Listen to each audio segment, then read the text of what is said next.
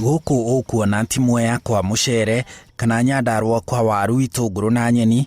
Ĩtĩkia nĩ itũra rĩa Attir kaunti-inĩ ya ISIOLO, ĩmwe ya kaunti iria nyũmũ mũno bũrũri-inĩ, kũrĩa ona gũtakoragwo na mbura mahinda maingĩ ma mwaka.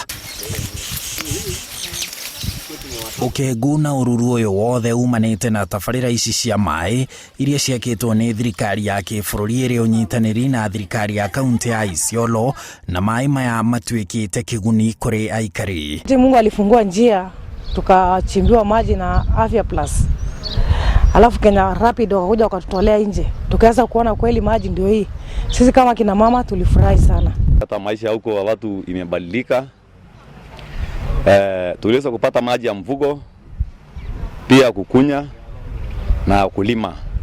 It's a 5-year program implemented and led by Millennium Water Alliance together with our donors. We call them multilateral donors. Thirikari ici cierĩ cienjete ndobori ici 4 cia maaĩ na iraihanĩrĩirie na ũraihu wa kilomita 1 na maaĩ ma ndobori o ĩmwe marahũrwo na gũtambio na mĩtambo ya kũhũthĩra hinya wa riũa kinya mĩgũnda-inĩ na hakuhĩ na mĩciĩ ya aikari. Mimi ni mkulima wa kitunguu, nyanya, sukuma, pia hata maragwe. Mboga kila jioni unatuma mtoto kwa jirani anaenda na kununulia mboga mwenye amepanda, mnakula mboga.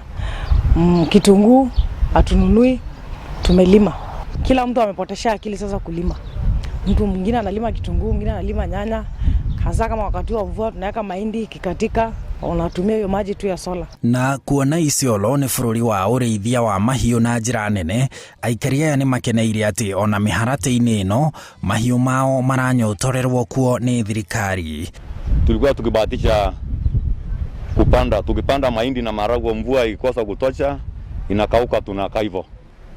Lakini sasa mvua ikikatika bado tunanyunyizia maji. Labda ningengojea watoto wangu baadaye vile wanasoma labda wakuja wanijengee.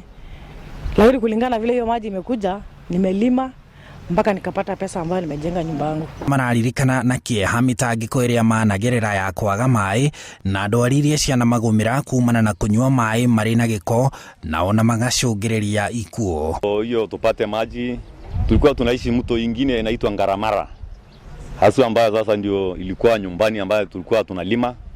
Mto ilipokatika tukahamia mahali sasa inaitwa Ngaranaiti.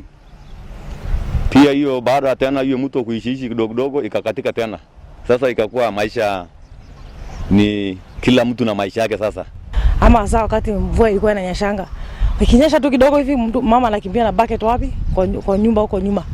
Anatega maji, unakunywa hiyo maji kio hivyo kwa sababu sasa usipotega kesho utaenda kilomita 12.